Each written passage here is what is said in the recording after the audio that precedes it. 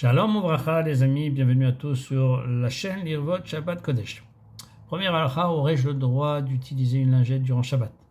La réponse est qu'il est permis d'utiliser une lingette durant Shabbat, mais de manière délicate, sans trop forcer, sans trop appuyer sur la lingette.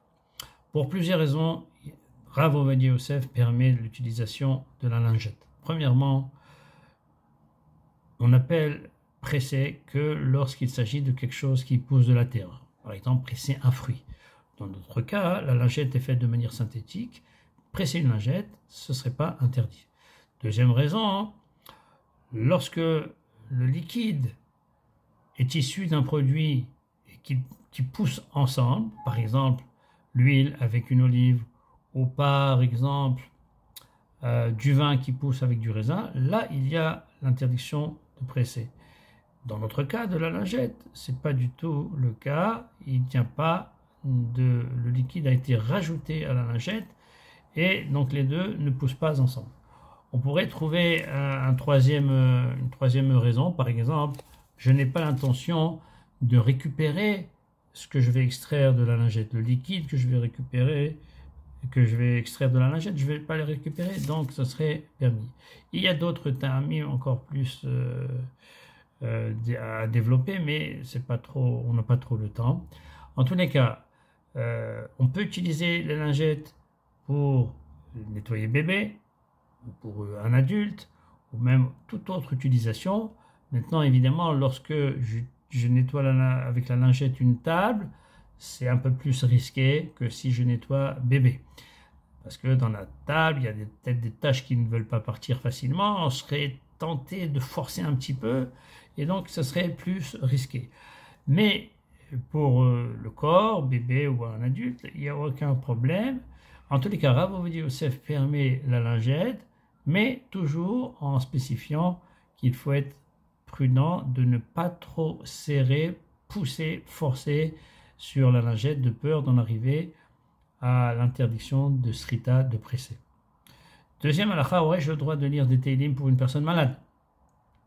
Alors la réponse est oui, je peux lire des télim pour une personne malade, mais une personne malade qui est en danger de mort, qui est à l'agonie, qui est vraiment dans un matzav, dans une situation très critique.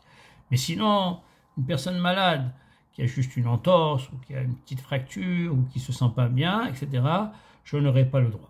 Comment vais-je faire? J'ai mon frère qui s'est fait une entorse lors de son dernier match de foot et je voudrais prier pour lui.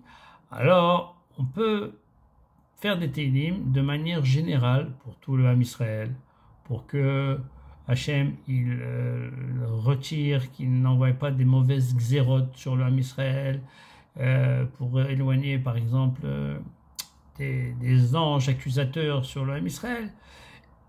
Et sans trop mentionner ou penser à l'entorse de mon frère lorsque je vais lire ces télim. Donc, une lecture de télim klalite, générale, en espérant que cette lecture sera bénéfique pour l'entorse de mon frère.